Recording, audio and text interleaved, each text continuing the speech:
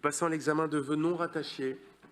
Les vœux numéros 76 et 76 bis sont relatifs aux balades à poney. Je donne la parole à Madame Corinne Faugeron pour 2 minutes. Merci Monsieur le maire. Donc voilà, le vœu relatif aux balades à poney. Nous écologistes, oui, je prétends encore que nous sommes des écologistes, hein. Nous nous sommes toujours préoccupés de très près de la condition animale. À Paris, nous avons obtenu l'interdiction des animaux sauvages dans les cirques, puis la fermeture des animaleries du quai de la Mégisserie, puis l'arrêt des ventes dans les salons et les sites de la ville de Paris, et le 31 décembre, la fermeture du marché aux oiseaux.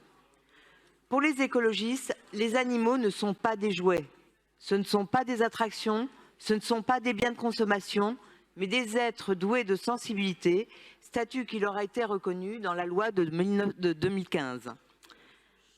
L'année dernière, avec l'adjoint en charge de la végétalisation de l'espace public, des espaces verts, de la biodiversité et de la condition animale, Christophe Najowski, nous avons élaboré une charte de la condition animale adoptée à l'unanimité de ce Conseil.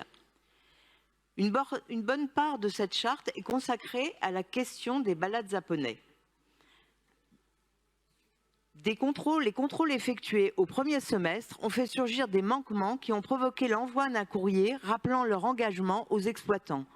Les nouveaux contrôles effectués à la rentrée 2022 n'ont pas permis de constater de changements majeurs. Et dernièrement, contrairement à ce qui est stipulé dans la charte, on découvrait que 4 poneys devenus trop vieux ou trop fragiles pour continuer à transporter des enfants, étaient envoyés à l'abattoir, alors que les exploitants s'engageaient à ne pas le faire en signant la charte. Fort de cette expérience malheureuse, il semble important de changer de position et de s'engager sur la voie de la fin des balades à poney dans les espaces verts parisiens, tout en nous engageant à accompagner les exploitants pour leur reconversion. Il sera toujours possible de continuer d'avoir de vrais contacts avec les poneys dans les poney clubs parisiens où l'on apprend qu'on n'achète pas une balade à poney comme on achète un tour de manège. Merci. Tous les cavaliers et cavalières vous l'assureront, la pratique de l'équitation repose avant toute autre considération sur le respect, le bien-être de son cheval ou poney. Ce n'est d'ailleurs pas un hasard si l'on appelle couple l'équipe formée du cavalier de sa monture. Merci. Ce n'est pas l'objectif des balades à poney qui proposent avant toute autre considération une exploitation économique d'un animal. Merci. Donc je passe la parole à Monsieur Najowski pour 2 minutes. Merci Monsieur le maire. Alors, chers collègues, c'est la 5e fois cette année que notre hémicycle débat du sujet des balades à poney. Je ne vais donc pas revenir sur l'ensemble des étapes de ce dossier, mais je souhaitais signaler cette récurrence qui démontre, si ce devait l'être, la sensibilité de notre Assemblée et des Parisiennes et Parisiens autour du sujet du bien-être animal et plus largement de la condition animale. Alors, depuis que notre Conseil a adopté en juillet 2021 une charte en faveur du bien-être animal, notre objectif reste le même, celui d'accompagner tous les acteurs qui organisent des activités avec des animaux pour qu'ils rejoignent nos exigences en matière de respect du bien-être animal. Nous gardons ce cap pour faire de Paris une ville que nous voulons exemplaire et précurseur sur le sujet de la condition animale. L'an dernier, nous avons collectivement voté la reconduction des conventions des balades à poney, dont nous avons souhaité réduire la durée de 5 à 3 ans et dans lesquelles nous avons intégré de nouveaux critères de bien-être animal. Cela n'avait jamais été fait jusqu'alors pour une activité installée pourtant depuis des décennies à Paris. Depuis cette reconduction, nous avons réalisé de nombreux contrôles de l'application du respect de ces critères et aménagements, et il ressort de ces contrôles une situation contrastée. Des améliorations nettes sur certains sites et sur d'autres une difficulté d'adaptation à certains de ces nouveaux critères. Je le dis donc ici solennellement, comme je l'ai dit lors du Conseil d'octobre, si la filière ne s'adapte pas, nous en tirerons les conséquences. Nous continuons à mobiliser, c'est une nouveauté, la police municipale, qui pourra faire des contrôles et verbaliser en cas de manquement manifeste.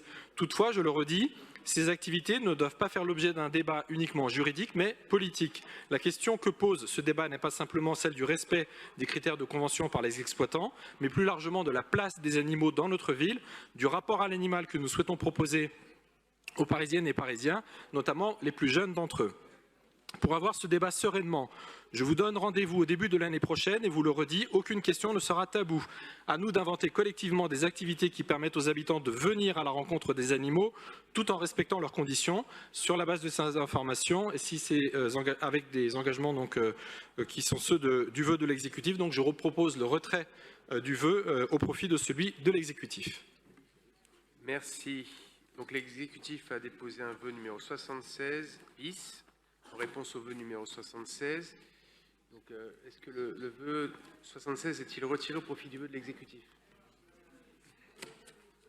Mais chevaliers et chevalières de la démocratie et de la concertation, nous acceptons de participer à cet atelier qui réunira tout le monde au cours de du premier trimestre 2023 et nous y porterons la voix des poneys. Voilà, tout en regrettant de retarder un peu la décision. Merci. Alors, il y a plusieurs demandes d'explication de vote sur le vœu numéro 76 bis. Donc, je donne la parole à Madame Samia Badakaram pour 2 minutes. Monsieur le maire, chers collègues, ce sujet est récurrent dans nos débats et comme je le disais déjà en décembre puis en juin, les élus du groupe Changer Paris sont pleinement engagés pour le bien-être animal. Cependant, la question du bien-être animal ne doit pas être le prétexte qui conduit à des décisions aussi radicales que l'interdiction des balades à poney. Le Conseil de Paris a voté la mise en place d'outils réglementant l'exercice de ces activités dans plusieurs parcs de la ville, dans le souci d'améliorer les conditions de vie des animaux, sans priver les Parisiens et notamment les enfants d'une occasion de découvrir le monde animal.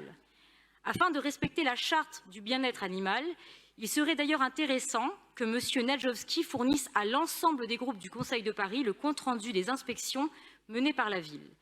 Ont-elles été réalisées en lien avec les professionnels comme les agents de l'Institut français du cheval et de l'équitation? Un peu de transparence nous éviterait d'avoir, conseil après conseil, les mêmes vœux, les mêmes débats, les mêmes questions. Il est impensable, comme ces vœux récurrents l'expriment, que les enfants parisiens perdent ce contact avec les animaux. Cet éloignement des populations urbaines du vivant et du monde animal pénaliserait d'ailleurs les familles modestes, les autres pouvant quitter Paris pour les vacances et les week-ends. Enfin, nous ne pouvons que regretter ces attaques répétées contre les acteurs de la filière équine qui, dans leur grande majorité, sont extrêmement soucieux du bien-être des poneys. On peut rappeler, par exemple, les travaux menés par la Fédération française d'équitation qui mène des réflexions constantes, permanentes avec l'appui d'une éthologue afin d'adapter régulièrement les règlements fédéraux, mais également les actions de sensibilisation et de formation auprès des différents acteurs. À 2 ans des Jeux olympiques et paralympiques, il est regrettable de ne pas permettre aux petits Parisiens de voir naître chez certains d'entre eux une véritable passion pour les sports équestres. Arrêtons donc les clichés et les positions dogmatiques sur cette question et traitons-la enfin de façon la plus sérieuse possible. Pour toutes ces raisons, nous voterons contre le vœu de l'exécutif et le vœu des écologistes. Merci. Merci. Deuxième explication de vote, Madame Corinne Faugeron pour le groupe Les Écologistes.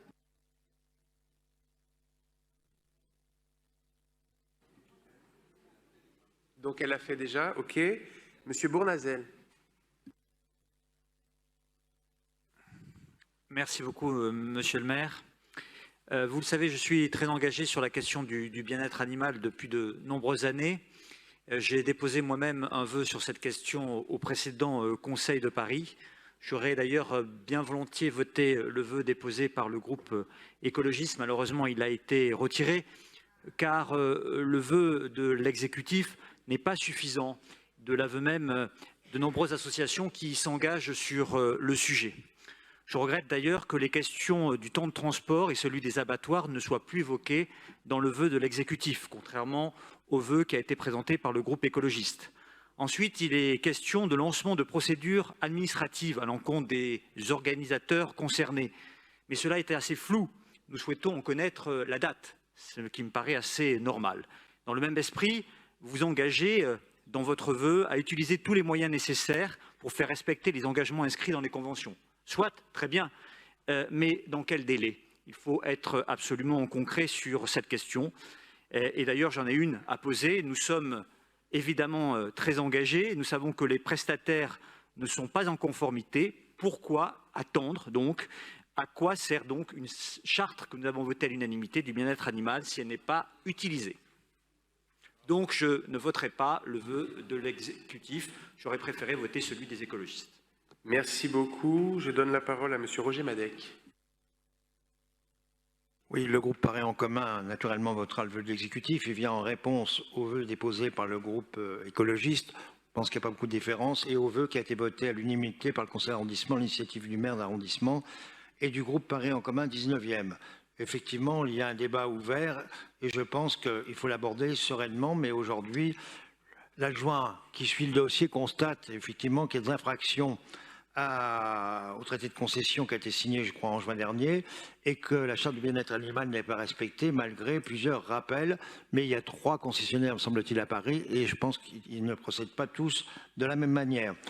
Moi, je dirais que maintenant, la balade Paulette est une attraction, un divertissement d'outre-temps. C'était bon quand j'étais gamin, mais je pense qu'il y a d'autres solutions pour rapprocher les enfants parisiens des animaux. Et chère madame, je connais le tarif des balades à poney. Au Butte-Chaumont, c'est 8 €. Ma voisine me dit qu'au parc Montsouris, c'est 6 € pour la petite balade, 9 € pour la grande balade. Ce n'est pas à la portée de toutes les familles. Bon, il y a d'autres solutions. Il y a quelques poney clubs dans Paris. Et je sais que l'adjoint en charge du dossier, Christophe Zajewski, que je remercie de prendre en considération ce souci, a quelques idées qu'il nous fera partager naturellement dans l'atelier qui sera réuni prochainement en 2023. Donc nous voterons ce vœu. Merci. Je vais mettre aux voix le vœu numéro 76 bis déposé par l'exécutif. Qui est pour? Qui est contre? Qui s'abstient? Le vœu est adopté.